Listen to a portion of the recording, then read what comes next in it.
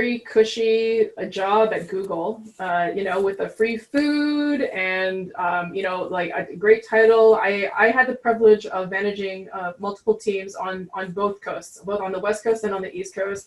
I was a Delta Platinum card holder, because I had to fly so much.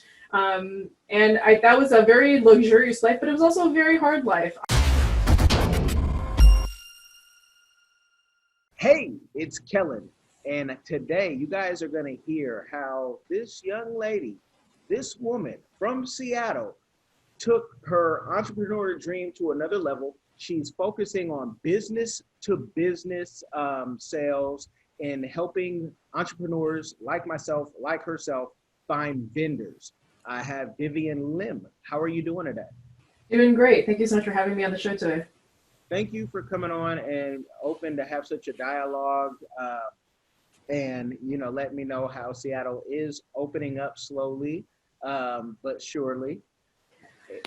It's been a slow drip. People are very squeamish around each other, but we're slowly starting to see businesses open up. We were just talking a little bit earlier before the show how just our YMCA nearby is starting to open.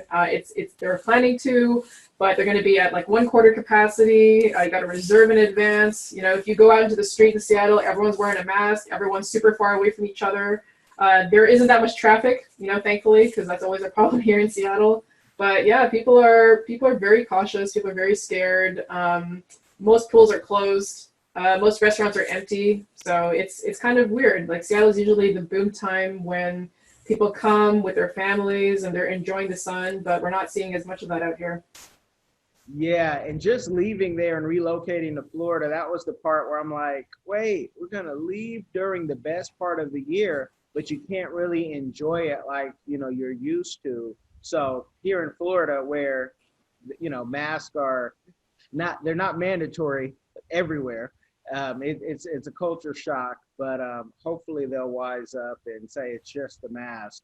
But let's talk about beads. Talk about your company. What made you say there's a need for this? Yeah, absolutely. So in my free time, I try to invest in real estate. And there was a time when I was on vacation, I was literally going surfing, and I got this terrible phone call from my gardener who happened to be at the wrong property. He saw water flowing out of one of my garages, and he's like, "You got a problem." I said, "Oh my God, can you please go fix it for me?" He opened up the garage and then realized there was black mold up to 5 feet up from the floor. And this is only like an 8-foot ceiling. So more than 50% of the walls were covered in black mold and mildew. Apparently the water heater exploded. And he's like, "What do you want me to do?" And I'm like, "Well, shut off the water." And then I had to basically interrupt my vacation. I could not get a flight back to the mainland. And I started to just mass call every single water remediation company in the Pacific Northwest. It took me about 87 calls. When I finally got somebody, they were willing to do the work for me on their own time while things were going bad. I couldn't get the tenant to move in. They had to gut literally the entire garage as well as part of the bottom floor of the house and replace the water heater. But then, even though he did all this work, the house still wasn't rentable because it had no walls, it had no carpet, the furniture was ruined. So I had to do the exact same thing a couple weeks later, trying to find a general contractor, and then again to find somebody to find all the furniture and get in there. So I realized, this is super painful. When you have a problem and you're not a big business, what do? Who are you going to call? How are you going to know whether or not they're going to be jerking your chain or overcharging for the services? You don't. And so that's when I realized, hey, there's a business model here. So we started in 2019. We can now reach 140,000 businesses across the US in real time at the drop of a hat. And it's great. We're super excited. We have lots of different professions and verticals with us, primarily right now in marketing, technology, software development, manufacturing, finance, property management, and we're really excited. We feel like there's a huge potential here to really sort of disrupt the market, and especially in times in COVID when you can't meet people at trade shows, you can't network normally.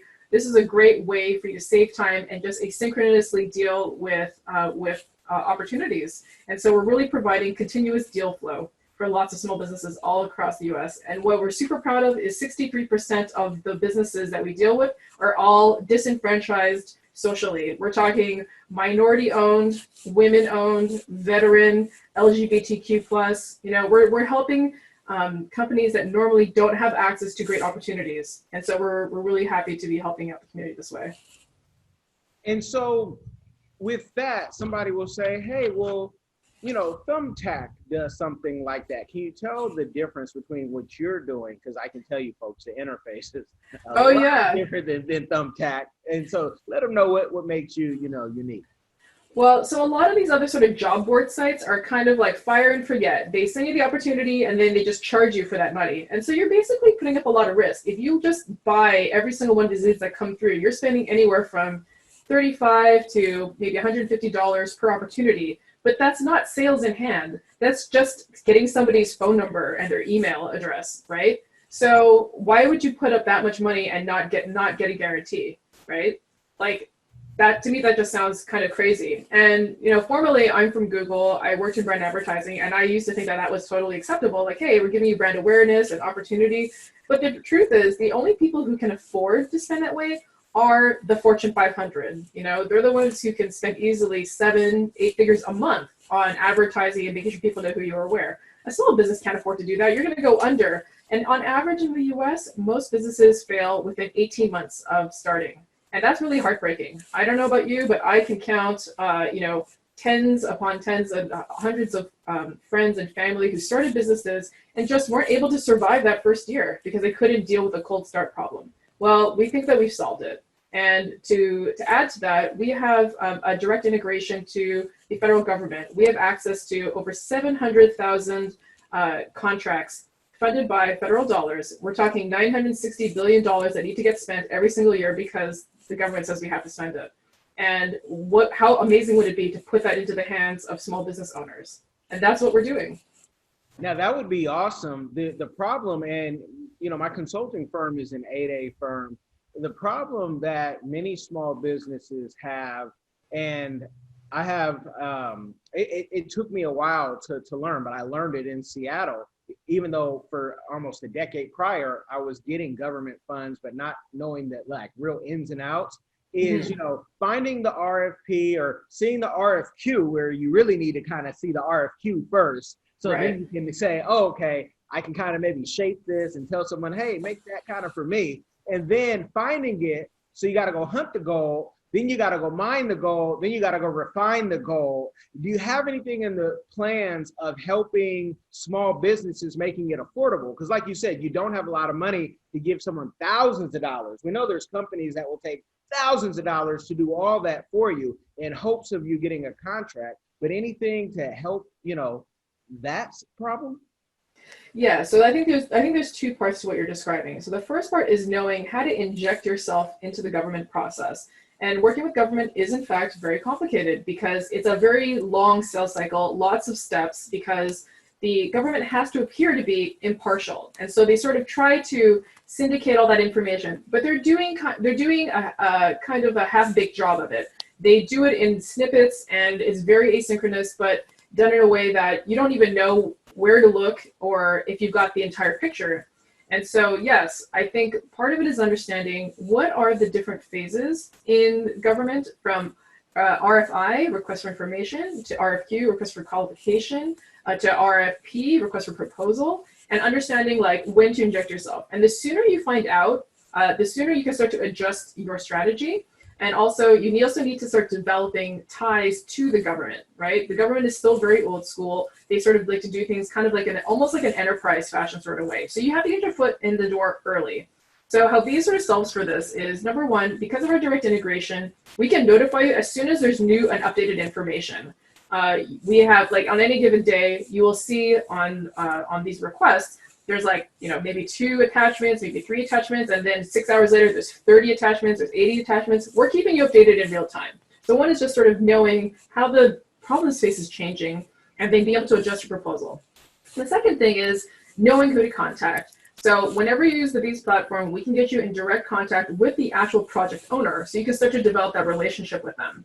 So I think in these 2 ways, you can at least start to understand the problem space, and a lot of it is a lot of practice. But we also have people in our network who are specialized in bidding on government contracts, and they know how to structure these deals depending on the agency, depending on the size of the RFP. If there's other constraints, like if it's a set aside for small business, or it's a set aside for, I don't know, the Indian economic area, or if it's a small set aside for veteran, there's different ways that you need to pitch. And so growing your network and finding these types of partners is truly important in having a sustainable business model.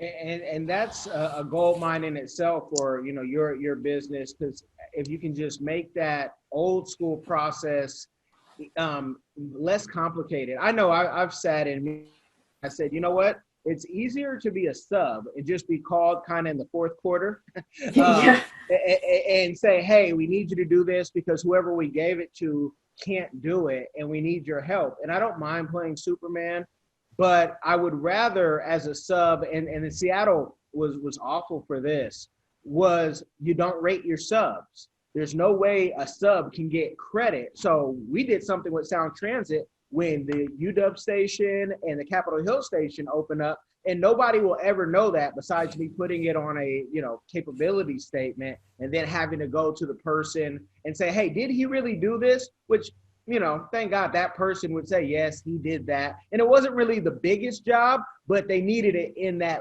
OT, not even fourth quarter. I had 48 hours to complete that task. So, you know, I think anything to help streamline that, because government, you know, it takes 10 years to change anything in any government. Is there a video folks can go to, even prior to joining Bees, maybe on YouTube, that they can see all those capabilities and how things work? Yeah, absolutely. Any folks who kind of sign up for the beta are then taken through a full video product demo. And, you know, by all means, feel free to send us any questions or concerns that you have. We're very responsive. Our team is across the continent, where I'm on the West Coast, but we got 2 members on the East Coast. We also got team members based out of Amsterdam. One of our co-founders, Peter Alexandre, he's from Haiti. Super smart guy, started his own company in Brazil. He's also, you know, helping us just answer tickets and helping out our customers on European time. So, you know, if you want somebody to kind of treat you like a mature business and to give you the respect that you deserve, you know, please come talk to us. We would love to hear your stories and love to figure out ways to help out. I honestly didn't feel that way working in enterprise. Like, we were given very strict instructions on, you know, these are the people who are the most important, give them all of your time, and then everybody else is in the long tail, which are basically mom and pops, don't usually get that type of service. So we really want to change that. We want to give the power back to the people and give people real opportunities to succeed. No, that's awesome. And I try to, you know, take anything that a hater may say and say, well, I tried and it took, you know, I tried to get a vendor and it took too long, or they didn't do their job. How do you guys do like the damage control? Because, you know, you can go on a site like Fiverr and get almost anything done right now. And for $5, it's probably going to look like it's $5. But people are kind of accustomed to getting things cheap. But can you talk about if there are problems like Fiverr, you can, you know, say, hey, Fiverr, I had a problem, and they'll give you a credit or something. I've never had a problem on Fiverr personally, but it's not my go-to. But how do you deal with, you know, any future problems that may occur? So I think what you're describing is the business model that has to do with escrow. So like Airbnb is kind of the same way, Fiverr's kind of like that, Upwork's kind of like that. They want to inject themselves into your business. And the reason why we don't have that model is because, number one, everyone's business is different. Number two, the third party is not necessary. It seems like it would be helpful to have a third party arbitrate a lot of these disagreements, but the truth is, you know, if you're always hunting for the cheapest possible price, not caring about the service level agreement, not caring about the customer service aspect of it, you're always going to end up in a place where you can get into an argument with somebody and you're just unhappy, and you know, you're basically burning bridges on both sides. The Bees model is really different because we're letting people, you know, find each other on the network, and then disengaging from the network and sort of engaging in business their own way. And that requires a little bit more of that tactileness, a little bit more of that cultural sensitivity, a little bit more of that value differentiation that sometimes does cost a little bit more. But what you're hoping for when you come to Bees is a solution. You're not looking for like a quick ditch answer, one and done. You're hoping to build meaningful partnerships that are really going to help you grow your business. And that means you need to make a great fit. Are you looking for a one-night fling, or are you working for a long-term relationship with somebody? It's kind of like the same thing. So people are looking for that long-term relationship come to Bees because, they want to be in business for a long time. And we all know that you can't, it really does take a village to raise somebody. It takes a village to create a business. And without having the right ties and the right support structure, you're never going to get there. Well, maybe not never, but it might be really super challenging. So the difference here is Bees helps you find the people that are going to really mesh with you and your business and give you that sort of a la carte service. Figure out what is it that you need right now, but also how you're going to grow and evolve and change and hopefully get more customers. And that's really what you need to be sustainable. And I'll say too, on Bees, you can find a CPA, and maybe you can find a CPA on Fiverr. I wouldn't recommend it, but Fiverr rules, you don't get to talk to that person. So I don't know how. So, you don't have that issue, folks, and it's high level. With creating this, I want to get into, for the entrepreneurs that, they're getting beaten down by COVID and just the situations. When you started this, did you get all the support in the world, and did you quit your job right away, or how did that work? Because so many people, it's hard to start because they feel like, I don't have support, or I don't have venture capital or an angel. What was your start like?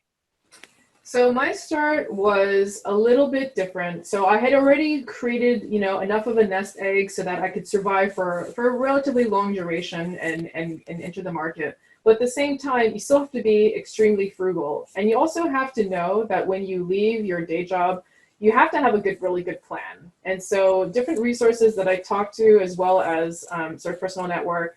One, a great resource is the Small Business Association. They basically help small business owners sort of figure out what's what and review their business model. For me, having been a product manager in enterprise for many years at Microsoft, at AWS, at Google, I already had some of that background knowledge, and I've already been accustomed to pitching to VPs and directors like most of my career. So it wasn't so much the business model that was a problem for me, but I could imagine that being a problem for somebody else. The next part is to figure out a way to build a business. Are these skills that I have, or are these skills I need to lean on other people? Fortunately, I am very technical. I graduated in computer engineering. I know how to build software from scratch, but I also have a lot of great partners. A lot of the people in our founding team are really smart people that are also in technology, but we also have folks that are like Joanna. She was in the US Army for many years, so she taught us how to navigate government. Andre, understands infrastructure, helped us build out components to make sure that we can grow at scale. Ahmed, he's like one of the youngest principals at Microsoft ever, and he's just a genius on wheels. Like, he could just build anything once he puts his mind to it. Peter's like business development extraordinaire. He's got ties to the European monarchy. Like, he just knows people, So we all bring our different skill sets. But what's most important is that we all trust each other. We were friends before. We want to be friends after. We need to have a really great working relationship. And we also kind of have to agree on the goal. We make decisions as a team, and we try to figure out, what are the things that are really going to move the needle. And when push comes to shove, we're able to kind of take that, criticism in stride. You have to be really humble. We all have to kind of have like a stake in the game. And so it's about respect, and figuring out what works well as a team. And I think the next part of the entrepreneurial journey was figuring out how to get customers on board. And our technology platform does that automated outreach. Like how you found you, Kellen. Like, our system basically flagged you and said, hey, we need somebody who's in Florida who has these specializations, and boom, we ended up in a conversation. So, we really have to think comprehensively about what are the problems? Do we have a solution to that problem? If we don't have a solution to the problem, what's the next best thing that we can do? And ultimately, it's like being on training wheels all day long. You have to kind of adjust to what the problem space is. COVID made it harder, for sure, but then COVID just kind of proved your business model. Like, you can't do things you did before because it wasn't efficient, but nobody else really realized how inefficient it was until it finally happened. And so we're just constantly on this evolutionary track. So going back to your first one, I think, what does it take to be a great entrepreneur? 1, humility. 2, ambition. 3, great people skills. And 4, a good risk for appetite. I think, if you're squeamish about, going out on your own and ticking off the safety nets, maybe it's not a good idea. But what if you're a genius? What if you have an amazing idea that you want to bring to market? Well, let's talk about that. Let's figure out ways that we can help you. And, definitely reaching out to your local community, SBA chapter, super helpful. Talking to people in your neighborhood or other business owners and getting their 2 cents to kind of kick the tires on your business model, also really important. And so when building up that nest egg, and I'm almost thinking about, I always think about 14-year-old kids, right? 14 to 24 sometimes. And they say, well, what type of nest egg? Because if I have, $1,000 extra dollars, can I go out on my own? Not in Seattle. You might need, you're going to need. I'm going to tell you a little story about my family. So my family came from super working class, and my mom, when she grew up with just a mom, no dad, because her dad had passed away a long time ago. And as a family, my mom actually had to quit school just to go work. She helped her brother start up a fruit stand with just a couple of dollars. All he did was buy watermelon, slice watermelon, and sell it on the street. And that ended up growing. It gave him the chops to kind of grow his business. He ended up going on to create his own technology retail store, one of the largest that was in Australia, and then sold it. Her sister also had to work super hard, started from basically nothing, turned into one of the largest manufacturers of air conditioning equipment, and have huge ties to like Tata. Those crazy Japanese toilets that like talk to you? Yeah. So like their business is basically building the parts for them. And they started from literally nothing, like maybe like the equivalent of $50 in their pocket just to start a little fruit stand. So really smart people can come from anywhere. It doesn't matter your background, your education. It's all about whether or not you've got that stick it to itness. Are you ready to kind of take it on? Are you ready to do what it takes to kind of survive? And are you building value for the people that are around you? And, a funny weird habit from that is now my mom has very particular taste on how her fruit is cut. And that's just a remnants of that time when they were working so hard, just trying to like, pay for rent and just have food to eat. But it really teaches you something about people, and, giving value to the community is ultimately what's going to keep you around. If you're just taking and taking and taking, that's not a sustainable model. People are not going to want to follow you. But you're giving, people really like that. And that's with everything. And I love that story, because so often people will see you where you're at now, understand what it took to get there. And so I love from the fruit stand to boom. It didn't happen overnight. Like, let's be clear. Like, he started this little fruit stand when he was maybe like 14, 13 years old, just for survival reasons. My mom worked in a pool hall as the scorekeeper. All she did was like take the score for people when she was like 8 or 9. Instead of like going home after school to play, she went to work. So, those sort of values stick with you. And so, growing up, there's a reason why, I feel like immigrant kids feel like you have to work super hard. Your parents giving you crap because you need to get that A+, right? It's because they know that the world is going to demand that of you. They're going to want that from you, and they're going to want that at the lowest possible price. And there's like a million people behind you who are going to try to do that.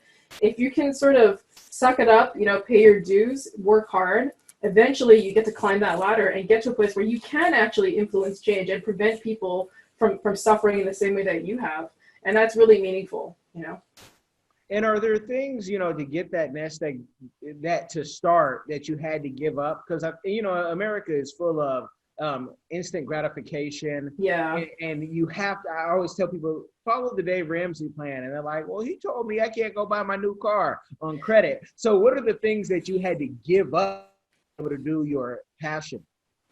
I had to give up my very cushy job at Google, with the free food and, like a great title. I had the privilege of managing multiple teams on both coasts, both on the West Coast and on the East Coast. I was a Delta Platinum card holder, because I had to fly so much. And that was a very luxurious life, but it was also a very hard life. I had just had my kids, and, I don't know about other folks, but as a new mom, you feel really guilty going to work. You feel really guilty because other moms are guilting you. You feel guilty because you're spending time with customers, not with your kids. And then one day, that price just became too high. Yes, the salary was amazing. Yes, the benefits were amazing, but I missed my family. My daughters, they would cry when I got home because they're just like, we never see you, mama. Like, when are you going to come hang out with us? I want you to read me a bedtime story. those are the moments that break you, right? Honestly, as a parent, you're like, oh my God, am I just like the worst human being on earth? But you're not. You're trying to provide for your family. So for me, it was about making sure, like, can I take care of my kids? And then, do I have enough to kind of save in order to build the business and get it to a place where it becomes self-sustaining? And I think we're kind of getting to that point now, but it was a really hard decision. But these are the decisions of somebody who's, in their late 30s, right? You have a very different decision-making model in your 20s, and even more different when you're a teenager. But the point is that you just need to know simple addition and subtraction. And I'm going to tell you why. If you want to build a business, you need to buy something that is at a very low cost to you, and you need to sell that for a higher value, like a higher profit margin. And that's it. I mean, that's kind of the basis of the math, right? People talk about you need to be an engineer and do all these other things. No, you need to just know the value of money. You need to know the value of the service that you're providing and the value of your time. And as long as you continue to maintain that positive margin, just you're making a little bit more than you're spending, you're going to get there. And it might take days, might take weeks, might take years. But as long as you keep being sort of financially responsible and not spending money frivolously, that's when you start to get smart. That's when you start to build that nest egg. And it doesn't have to be a huge amount of money. I mean, my very first investment, I was 9 years old, and my parents had given me allowance money, and I had saved it forever. When it finally got to $1,000, I invested in the stock market. That was like the first thing I did. And then 4 years later, I quadrupled my money. And I did that, I did it again, and I did it again. And so that's kind of how I got into like stock and investing and stuff. And now currently I do real estate. But it started with just that knowledge, like, hey, I have this much money, I need it to grow to the size, and then I'm going to have a plan when it gets this other size. So you just start setting up milestones for yourself. And then eventually, you start to get that fitness in financial management and fiscal responsibility. Now, everybody's curious to know, what was that stock that you invested in at 9 years old, and what platform did you use? Because you didn't have Robinhood back then. So. Oh my God. No, I had to do it all. I had to like call the broker myself, and he was like, I need your father to be on the call. You can't even like you can't even place this order because you're underage. I don't remember. Honestly, I think it was a medical stock. It was pharmaceutical. And I think that's kind of very reflective of kind of where we have kind of come full circle now. But the point is, I got the first financial report, and I didn't quite understand all of it, but I knew two things. I saw revenue. I'm like, revenue means making money. And then I saw expenses. I'm like, that's losing money. And then I looked at the prospectus on like, what were they building and what were they doing? And I thought that, hey, that's really cool stuff. Now, a 10-year-old doesn't really have a great deal of knowledge or information, but I looked at two other companies that were also in pharmacy and realized like, hey, this sounds way cooler than this other thing. I may not be a scientist, but I kind of knew like, what is attractive or what is interesting or what's different. And that was enough to kind of help me make that decision. And that's kind of something I've taken through life. That's still kind of the same way I pick stock today. It's still the same way I determine, real estate properties. Like, hey, why would I buy this property versus other property? Which one has, lower taxes, or which one has a lower maintenance cost? Which one already had its roof replaced? So it's just about thinking through the problem, figuring out like, hey, what's going to go south on me? And is there a plan B for that? Like, how can I defend against that? No, that is great game, and that's what we love to hear. So from having the idea of bees until opening it, and going full time, what was the time period for that? I basically took like 4 months off in between. I wanted to spend some time with the family. I also wanted to work on the business model. I had several friends, who are trusted advisors, but just really smart at what they do, kind of kick it and say like, yeah, Vivian, that's kind of dumb. You don't want to do that. And it was like, okay, great. Well, like, how do I prove that this is the right model? So it required a crap ton of research. I must have researched over 500 different business models or companies in the same space before I decided, yeah, this is the right business model. This is the right financial model. This is our go-to-market plan. This is how we're going to present our messaging. These are the partners we need to get. And then, oh yeah, we need to go run out and build it. Okay, who on the team is going to build this? You build that part because you're a database guy. I'm going to build this person, a front-end person. You're going to build this other place because, we need to get this thing thrown up on AWS so it scales with everybody, So then it becomes an issue of tactics. But tactics is kind of like the last thing. First, you got to make sure the plan makes sense and that you've actually thought through all the things that are going to go south, because it will go south. It can go south. Everyone's going to want it to go south except for you. And you're going to have to just keep being on your toes and keep, duck and move, duck and weave, you got to move with whatever life throws at you. And being in Seattle, which is a mecca of, venture capital and angel investors, and, startup week is the week you see everybody and like, hey, I saw you last year. Did you go after venture capital or get any angel investors when starting?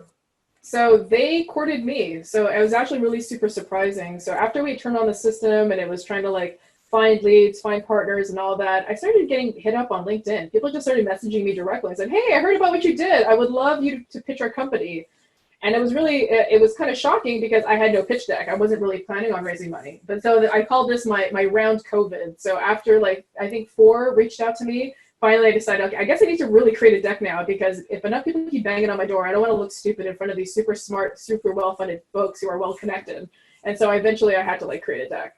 But it starts with, having something so worth talking about that people actually come to you, right? If you're creating something that's already been done before, you're trying to rip off somebody else's idea, people aren't going to follow you. They're going to be like, oh, I've already seen this. This has been done before. But if you're doing something fundamentally different that hurts their brain, they're going to come ask you like, well, why the hell are you doing it that way? And that's when you get the really interesting conversations. So don't be afraid to be different. There's a whole bunch of folks who think like, they tell little girls like, don't be bossy, don't be trying to get your own way. No, go be bossy. I call that executive leadership skills. Be as different as you can be. Do it in a respectful way, of course, but be different. Absolutely. My wife, her favorite song to play for our daughters is the Khalees censored version, Without Too Short, I'm Bossy.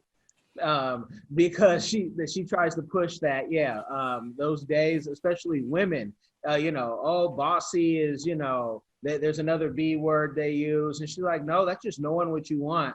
And I really like that, because I don't like, I hate any type of stereotypes until they're proved. But just, think outside the box. I don't really subscribe to, what people say, but you believe in, but not like that. And it's hard because I think, growing up, in the 80s, like it was really hard. Like everyone's just always sort of expects girls to get along, be nurturing. It's okay to cry. If you want to be a supporting role. Boys are kind of taught to compete and fight and try to be the best. And so, now that we're adults, you sort of get to hear that bias in the workplace, and people are like, oh, are you really being a good team player? Whereas if a guy did the same thing, they might be like, wow, he's being really assertive. He's showing executive leadership and like taking what he wants. So, I think we all kind of have to take a step back and be like, hey, wait a second, like why the double standard? I have 2 daughters. I would want both of them to be as ambitious as they want to be and go be the leaders. And, it was the funniest thing when my daughter was 2 years old. I got this hilarious phone call from her daycare. They sent me this picture, and my daughter was basically wearing a bunch of craft material, dressed up like a robot. And this was really weird to me because it was supposed to be Ocean Week, where they were talking about sea creatures and stuff. And so the teacher then proceeded to tell me, yes, your daughter apparently convinced 20 other bebés in this classroom to dress up like robots and go beep, beep, beep, I'm a robot in the middle of our ocean class. And I have no idea what took it over, but then they had to spend the next 3 hours trying to get these kids to not be robots. And I was like, oh my God, she's going to be such an amazing leader someday. It's such a great photo. I should post it somewhere. You should, and I'm gonna go somewhere with the climate, because a lot of times with women, and then if like they're doing Kamala Harris right now, who I'm not for any politician, we work with them, but it's a Black woman, she's gonna be angry, and for some reason people think, and I've even heard people who are dating people, oh, she's, for an Asian woman, she's kind of aggressive. And I said, do you not know that? Yeah, no. Like, not cool. What did you expect? Or just to kind of just go along to get along? And I don't like that, because growing up in the Bay Area, everybody, and I'm like, everybody's kind of the same and crazy and ready to get down. Do you get that, like in the corporate world, where people might assume, oh, she's Asian, she's gonna be just Oh my god. There was this one time I was a keynote speaker at like a security conference, and some guy literally walked up to me, handed me a dirty coffee cup because I thought it was the help, and then got shocked later when I got up on the stage and started presenting. Yeah, it sucks. If you're a woman or a minority or both, it can be really hard going up in an industry that is definitely not that. Technology certainly is primarily at this moment, primarily male, definitely primarily Caucasian, but we're starting to see this emerging wave of Asian, Indian, Chinese. I will say like there was only like 2 Black people in my teams over the last like 10 years. Like it's been very rare. And no, they didn't get to ascend to like a high managerial title, which to me was crazy because they were like super amazingly smart. It's really hard, and people are going to judge you 10 times more harshly, but you kind of have to deal with it to the point where you can rise in the organization and really affect that change. And yes, it is a very tough battle because they will treat other people with a different bias, and you kind of just have to deal, and you just need to know that it's not you, it's them, but it takes time. Rome was not built in a day. Racial equality is not going to happen in a day. And we've been fighting it great for a really long time. And even the fact that we're on this podcast, I'm Chinese, Kellen, you're Black. That's cool. I love that. I think that's amazing that we can actually have these conversations and not even worry about it. But yes, I mean, I can tell you for the longest time, many of my managers wouldn't let me engage in public speaking events because they didn't think I was prepared, even though I had more experience than the person that they actually sent. And it's hard, but you have to go and work with the people that you want to work with, and trust me, the change will happen. You just got to keep up. You just got to keep working at it. Well, I hope when Google comes back and sees everything that you have and they say, hey, can we buy this for whatever billions, if it's, even for sale, you're able to give them that. Because I found that, I was part of here, Seattle, and I went to a HBCU, and so did my wife. And, we see everybody in the sciences and the different fields, and you're like, the recruiters would come. But to me, it's not, they don't come. I mean, it's kind of like you come. I've known people who do, internships, but keep coming back because those people do very well because they know they're graded at a different standard. And if not, they're going to get rid of them like that. I mean, yeah. One of those things, either you know it or you don't. But I mean, I have so many, I have said so many things in Seattle to say there's a better way of doing this. But I find that sometimes when they come to the Black community, they go get Herman Cain instead of going get, somebody who's like really informed. And you go get the Herman Cains at Zillow. Zillow has one. They have a Herman Cain, and they think, oh yeah, we're going to give them $100,000 and they're going to go take the Black skiers out in Colorado. And it's like, no, you got to know how to pick your people because, every minority has folks who will sell out for money. With bees, being able to, get your CPA or even find security, how do you, can it expand to anything? Or are you going to stay in like a certain lane? That's a great strategic question. I think, the business developer in me always thinks, niche is a good place to start, good place to, get your foothold.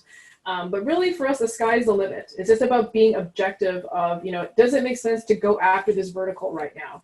So I'm going to say it depends, and I think where we're at right now, we're sort of getting our CLAs where we are predominantly, in technology and marketing and outreach, but, we've got finance and lawyers banging on our doors now being like, hey, I heard about you guys. This is really interesting. Avo's not doing it for me. Avo is this marketplace for lawyers. Yeah, it took them like, 37 days to get back to me. I'm like, wow, that's a long time. We would have called you back like the next day. And they're like, hey, here's a lawyer. It may not be the right one, but as the system starts to work, we will eventually identify the right one for you. So I think it's the fact that we're open to be disrupted. We want people to come and disrupt us. We want people to bring their best and to really show what they're about. And that's really how you move, how you move and evolve, right? If we're getting worse, then things are only going to get sadder.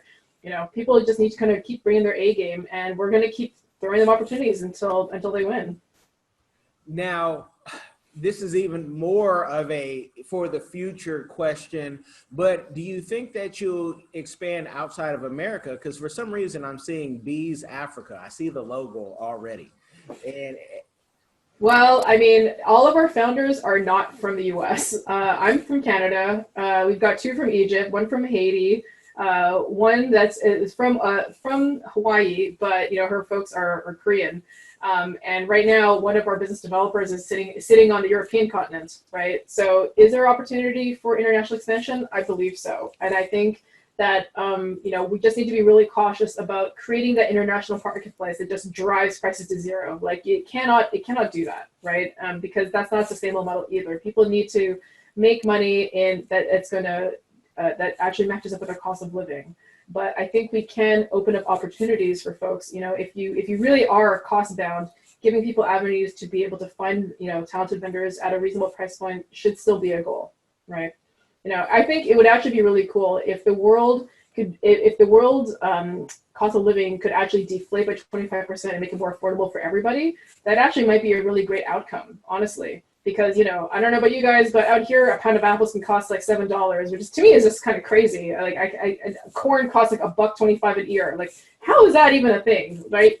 So, you know, I think we just need to be good about leveraging remote services and making sure that people are paid a reasonable amount, but not such an exorbitant amount that it becomes unaffordable. I mean, even out in Seattle, I remember looking for a different apartment, and it was, a 2-bedroom, and it was one of the newer ones, and they're like $6,000 a month, 2 bedroom. Yeah. Yeah, well, actually, that was the average before COVID. Oh yeah, downtown Seattle is such a ripoff. It's like up there with like San Francisco and like New York pricing. But I think that's going to come down a little, especially now that nobody's in the downtown core. Like people are just leaving. They're moving to the suburbs, getting big pieces of land to be far away from each other and enjoy the fresh air. Yeah, yeah. We'll see. We'll see how that. It's always a shift. But no, that's awesome with it, because in Africa, I mean, things can be difficult to find, but once you find who you need to find, and I might be here in Florida, but my soul is still in Africa, just because it's just so much freedom and I don't have to worry about so many things. But I could just see it expanding. So I really hope that it grows, and I wish things were cheaper here. Yeah, corn isn't that expensive, but things have risen, and I've lived in every part of the United States. And talk about Canada. Are you from Vancouver? No, I'm from Montreal, so I grew up speaking French, actually. Okay, because Vancouver is more expensive than Seattle, and you're like, my gosh, $1 million. No, I just used to go to Vancouver when I wanted dim sum really badly. Dim sum in Seattle is like meh, but like Vancouver, it's like legit. When Hong Kong went back to China because England had to give it up, a lot of us moved over to Vancouver because it's one of the closest. It's either that or Sydney, like the closest Commonwealth port. So yeah, I love visiting Vancouver. It's beautiful, food's amazing. And when I go there, I don't actually have to speak English. I can just speak Chinese. I can speak Mandarin all day long, and I don't have a problem. So it's kind of an interesting little shift. Like if I want to get into like Asia without getting on a plane, I just drive across the border, or else I could have. Now these days, I'm pretty sure the Canadian government doesn't want us to come by. But hopefully when things are to let up, I'll be happy to go back and visit. I have a book, a YouTuber. Just were part of the Kickstarter, and he can't even get his books. He's Canadian. The road chose me, and he cannot get his books across the border, legally. There's some other ways. What? Yeah, it's crazy, and he's the nicest guy, but he was like, I can't get and if he did get his books, he'd have to do some, other type of way, or it would cost so much money that his Kickstarter, it wouldn't even make sense. But there, with who's in office right now, who knows what is going on, because we might not even be allowed to come back in the country if you leave. You just don't know. That seriously happened. So there was a great general contractor that we know, and I think he had like 25 guys in his company. Almost all of them are from Mexico, and they were like out on vacation when the border got closed, and they haven't been able to come back since. So they've been marooned in Mexico for a couple months, and they're like trying desperately to come back so they can finish all the work. These guys, they fix like, I don't know, maybe 6,000 houses a year. Like they're really big and they're really good. And like his team has been destroyed because of these crazy immigration policies and these border policies. It's really nasty, like what's happening right now. Yeah, and unfortunately, it's going to get probably worse. But with your success that you are having, what is a community give back that you're doing or that you want to do in the future? Well, one thing that really sort of struck home was I don't know if you heard about the Beirut explosion. To me, that just seems horrible. Imagine right now that the only hospital in your city gets obliterated because of some, crazy, oversight in the middle of COVID. Like, how crazy is that? So, if folks are looking for a way to kind of help the community at large, I would say even just look across the pond. I think there's been a lot of misconception and bad blood about people in the Middle East and the Muslim community, but they're great people. They're people just like you and I. They have families like you and I. So there was this one really crazy video of this bride. She's super beautiful in her wedding gown. There was the videographer was just taking this quick panoramic view of her, and then the explosion happened. Imagine that happened to you at your own wedding. How horrible would that be? And the fact that the people that you know and you love and their home and their entire community has been destroyed with this crazy, explosion. Like, I can't even understand. So after this call, I'm happy to send you maybe a couple links. I would love it if the community could just donate generously. There's stuff with the Red Cross of Lebanon. There's stuff with helping kids. There's stuff with education and sending over like laptops and materials and stuff so like they can start to rebuild. But the community has really been disrupted. It was a major part of their seaport that's been destroyed, and major parts of their city infrastructure has been completely obliterated. So please help.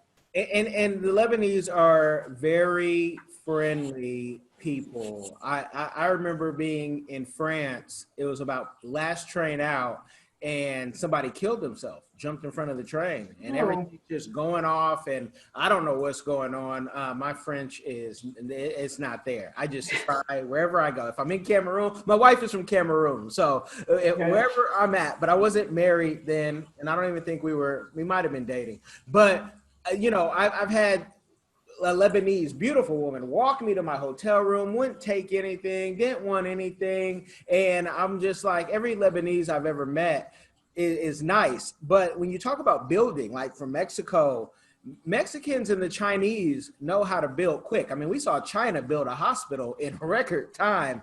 I wish the world would just allow, if you're great at something, come on and do you. Yeah, free trade is really important.